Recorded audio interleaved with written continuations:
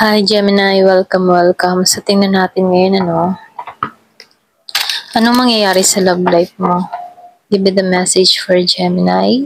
Then mamaya titingnan natin yung current energy mo at ano yung parating. Ayan.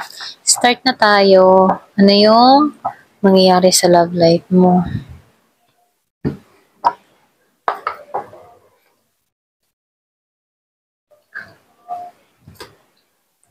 Wow. Yung iba sa inyo, nakikitaan ko dito, nagsisinop ka. Ayan. Kumbaga magaan yung pakaramdam mo. Kumbaga meron ka nang na-release dun sa iba. Meron ka nang tinanggalan. Pagdating sa relasyon, wala ka pang nakikitang bagong simula. Pwedeng yung iba sa'yo nakatuon ka sa trabaho. Yun muna yung pina-priority mo. Trabaho muna ako. Nagsusumikap ka dito. Nagsisinop ka dito. Nandito ka pa rin sa stage ng healing, okay? Kumaga magaan lang yung pakaramdam mo sa panahon ngayon. Nakaka-recover ka na sa mga nangyari at naganap sa'yo. Yung iba sa'yo, meron kang ex na Gemini, Aquarius, and Libra na hanggang ngayon patuloy ka pa rin nag-moving on dito, okay? Magaan yung nararamdaman mo sa panahon ngayon. Meron kang mga natanggalan dito at nakatuon ka na lamang sa pagtatrabaho mo, okay? Nagkaroon ka ng kaliwanagan dito sa panahong nag-iisa ka.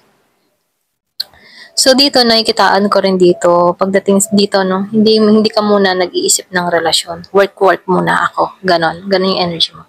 So tingnan natin ano pa yung current energy mo. Kasi lumalabas dito, pera muna ang inuatupag mo. Okay? Trabaho muna, saka na yung love. Ganyan yung energy mo dito. Kasi wala pa namang napasok sa buhay mo, kaya trabaho muna ako. Ayan.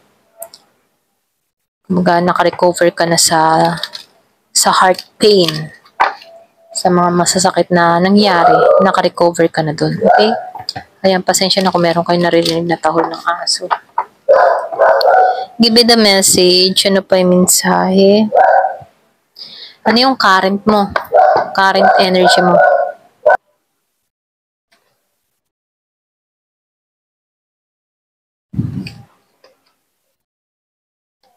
Medyo grounded ka din, Ito rin nakikita ko.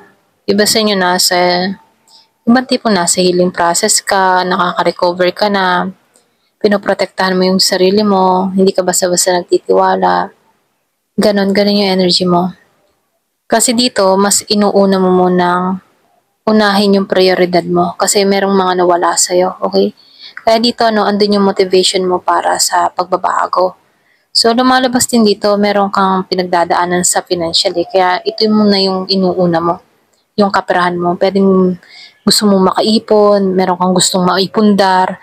Kaya dito, doon ka nagtutuon kasi meron ka ding nasayang na panahon, okay? Pwedeng iba sa'yo, napabayaan mo rin yung trabaho mo before, Kaya dito, meron nagtutulak sa'yo sa bagong simula. So, dito, nakikitaan ko dito, kahit nahihirapan ka sa sitwasyon, alam mong meron darating sa buhay mo, okay? Kumbaga, meron kang na-achieve, meron kang napagtagumpayan, okay? Kasi dito nakaka-recover ka na sa past, sa nakaraan mo. Kung meron kang mga pinagdaanan, meron kang mga trauma, naka-recover ka na dito. At ngayon, tinatrabaho mo muna yung sarili mo at yung trabaho mo, okay? Doon ka nakapokus sa self-love, self-care, and work. Ganon yung energy mo. Dito muna ako magtutuon. Pagdating sa relasyon, ayaw mo munang sumugal. Hindi mo muna to pinag-iisipan. Kung papasok ka ba sa isang relasyon, wala pa to sa plano mo. Yung iba sa inyo. Ito lang nakikita ko. So, dito, tingnan natin kung ano yung parating. Kasi wala ka sa plano eh. Pero minsan, kahit wala ka sa plano, merong dumarating na hindi mo inaasahan. Ayan. So, ano yung parating?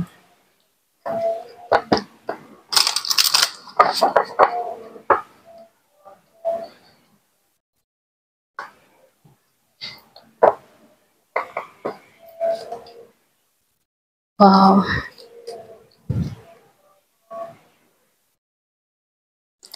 Iba sa inyo meron kang kadiling na Gemini, Aquarius, and Libra, magdarating to. Yan ang nakikita ko. Or pwede rin naka-recover ka na rito sa taong ito. Ng lubusan.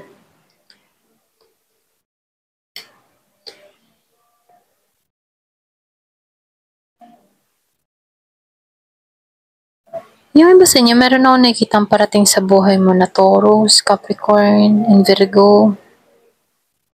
Kumbaga, okay to, may trabaho naman to, maayos ang pundasyon ng tao na to. Kaya lang, yung iba sa inyo,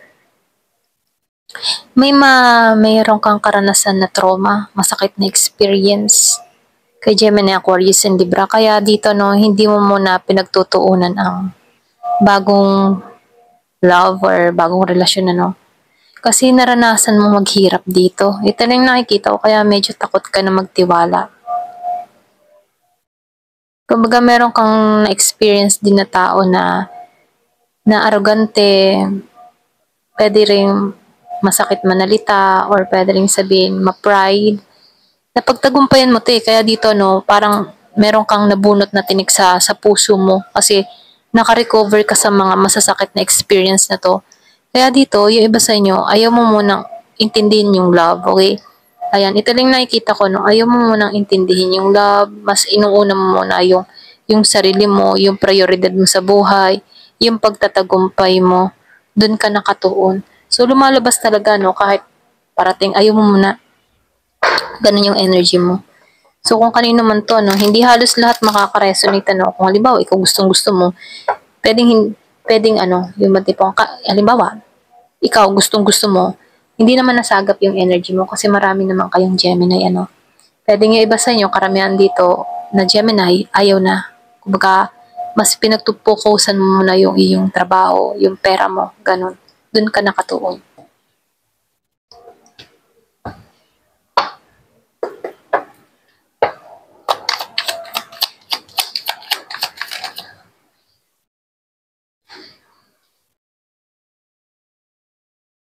So dito, no, lumalabas talaga na priority mo muna yung stability mo. Kumbaga, nakikitaan ko dito na gusto mo na may kasiguridahan. Yung seguridad, dun ka nakatuon. So, nakikitaan ko dito, andito ka sa panibagong yugto, pwedeng nag-start ka muli, pwedeng nag-iipon-ipon ka muli, bumabangon ka muli, ganon. So, meron transformation na nangyayari sa'yo, okay? Merong nagbabago na rin sa kaisipan mo, pwedeng nagkakaroon ka na ng realization, lumalago ka na, nagmamature ka na. Kaya dito, no, hindi ka nagmamadali pagdating sa relasyon. Mas priority mo ay yung seguridad mo, ganon. Pero may papasok ko. Lumalabas may papasok, okay? Meeting someone new dun sa iba. Pwedeng unexpected, hindi mo inaasahan. Pero dito, no, not today, ayaw mo pa, okay? Ayaw mo makipag-dealing kasi ayaw mo din masaktan at ayaw mo din makapanakit, ganon. Kumbaga, andun yung boundaries mo, ganon, okay? Hindi ka pa handa sa bagong relasyon. Kumbaga, nagpuput ka ng boundary. Yung iba naman sa inyo, meron ako nakitang person ka dito na pwedeng ex, ayaw mong kausapin to, galit ka dito, ganon. Okay? Ayan, so tingnan natin ano pa, yung parating. Give me the message.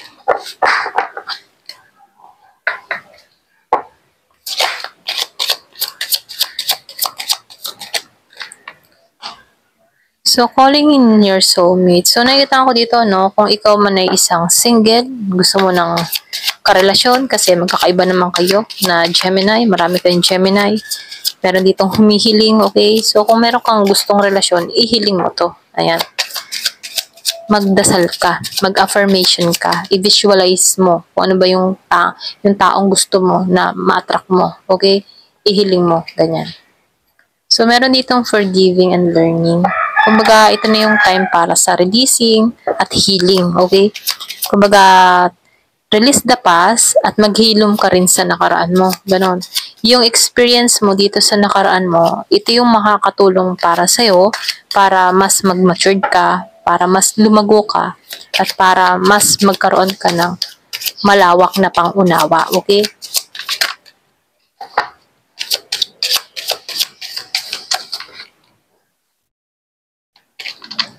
So, reconciliation. So, merong makikipagkita, someone from your past, returning to your life. Ayan.